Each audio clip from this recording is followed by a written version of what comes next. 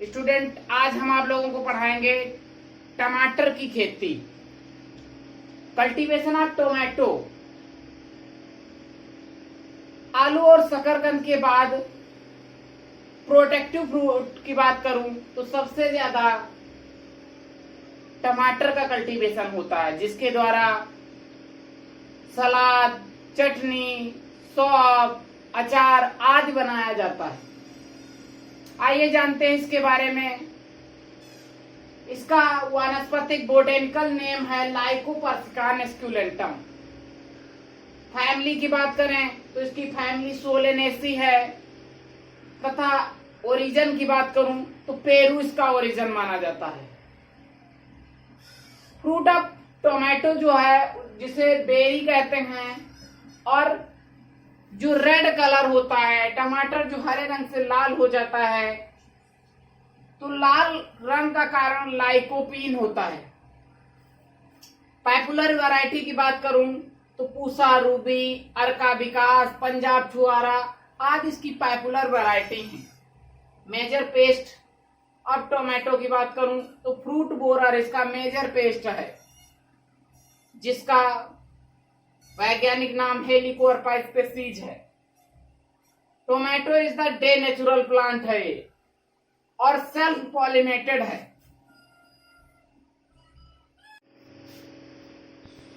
Seed rate की बात करूं तो फॉर नॉर्मल सीड, नॉर्मल बुआई के लिए, सामान्य बुआई के लिए 350 से 400 ग्राम सीड पर हेक्टेयर सफिशियंट रहता है। जबकि हाइब्रिड सीड की बात करूं तो 100 से 150 ग्राम सीड पर हेक्टेयर सफिशियंट रहता है। वैरायटी की बात करूं तो पूसा रूबी, पूसा 120, अर्का सौरभ, पूसा गौरव, अर्का विकास, हिसार ललित, पूसा शीतल, जो कि विंटर सीजन के लिए सुटेबल है, SL 120, रोमा, प्रकार, पंजाब छुआरा आदि लेटेस्ट वैरायटी हैं। सॉइल की बात करूं तो sandy loam with clay soil, sandy से क्ले तक सॉइल बेटर रहती है, जिसका पीएच मान 6 से 7 के मध्य हो। क्लाइमेट की बात करूं तो ग्रीष्मकालीन जलवायु इसके लिए चाहिए, जिसका टेम्परेचर 21 से 23 डिग्री सेंटीग्रेड हो। डिस्टेंस की बात करूं तो सोइंग टाइम जो है इसका विंटर क्रॉप के लिए, नर्सरी बोने के लिए जून जुलाई, तथा प्लांटिंग के लिए जुलाई अगस्त। और समर टाइम की बात करूं तो समर क्रॉप के लिए मार्च अप्रैल में नर्सरी बोई जाती है, जबकि प्लांटिंग अप्रैल और मई में की जाती है। मैनर फर्टिलाइजर की बात करूं तो 200 से 250 कुंटल कंपोस्ट खाद देना चाहिए, और फर्टिलाइजर में एनपीके का average 120 kilogram nitrogen, 80 kilogram phosphorus एवं 80 किलोग्राम पोटास पर हेक्टेयर देना चाहिए। यील्डिंग की बात करूं तो 160 से 250 कुंटल पर हेक्टेयर सफल उत्पादन होता है। नेक्स्ट हम इंसेक्ट एंड पेस्ट की बात करें तो टोबैको कैटरपिलर, यह तने, पत्तियों एवं फलों को खाता है,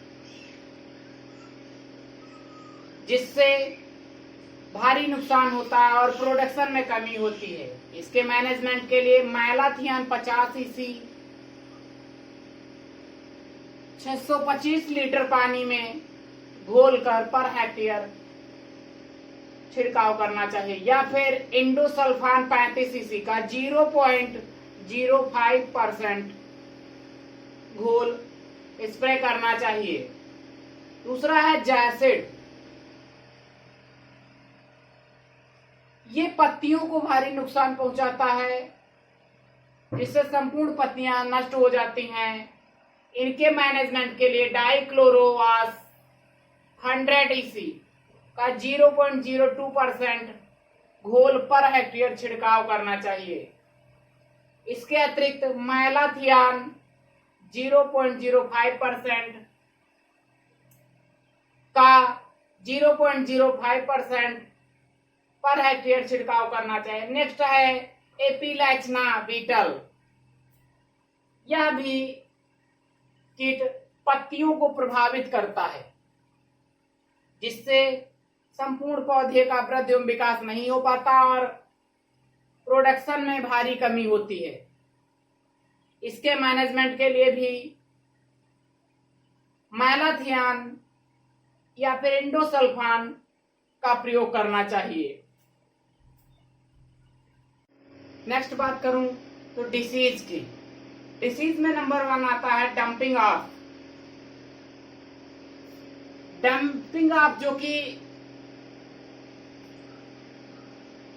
पैथियम स्पेसीज नामक फफूंद के द्वारा फैलता है। इसमें कार्टिकल गिर जाने के कारण संपूर्ण पौधा सूख जाता है। इसके लिए एग्रीसोनजियन या सेरेसोन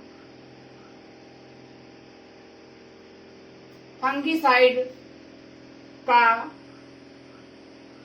उपयोग करके बीजों को उपचारित करना चाहिए। 100 भाग बीजों का और 3 भाग फंगिसाइड का इस प्रकार से उपचारित करना चाहिए। दूसरा है फ्यूजेरियम बेल्ट। फ्यूजेरियम बेल्ट जो फैलता है फ्यूजेरियम ऑक्सीस्पोरम लाइकोपर्सिसी के कारण।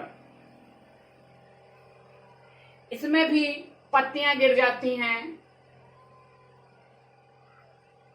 और पौधा झुलस जैसा जाता है और सूख जाता है। इसके लिए डाइफोल्टॉन या बाविस्टीन का 1 किलोग्राम पर हेक्टेयर के हिसाब से प्रयोग करना चाहिए।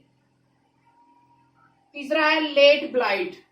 लेट ब्लाइट की बात करूं, जिसे पछेती झुलसा भी कहते हैं, फाइटोप्थेरा स्पीसीज नामक फंगस के द्वारा फैलता है। इसमें पत्तियों पर स्पॉट, भूरे और काले रंग के स्पॉट बन जाते हैं और ये स्पॉट धीरे धीरे बढ़ते रहते हैं। इसके लिए जिनप अथवा बोर्डेक्स अथवा डाइथेन का यूज करना चाहिए। उपचारित करके बीज को बोने से ये रोग कम लगता है। अगला है अर्ली ब्लाइट। अर्ली ब्लाइट की बात करूं, जो कि ये फैलता है अल्टरनेरिया सोलेनाई के द्वारा। इसमें पहले पत्तियां बैंगनी रंग की दिखाई देती हैं और धीरे धीरे पत्तियों के किनारों पर ये सिम्टम्स दिखाई देते हैं और संपूर्ण पत्ती पर फैलने लगते हैं। इसके लिए डाइएथेन Z78 का 1000 लीटर पानी में घोल बनाकर पर हेक्टेयर छिड़काव करें या फिर 0.25% के हिसाब से छिड़काव करें।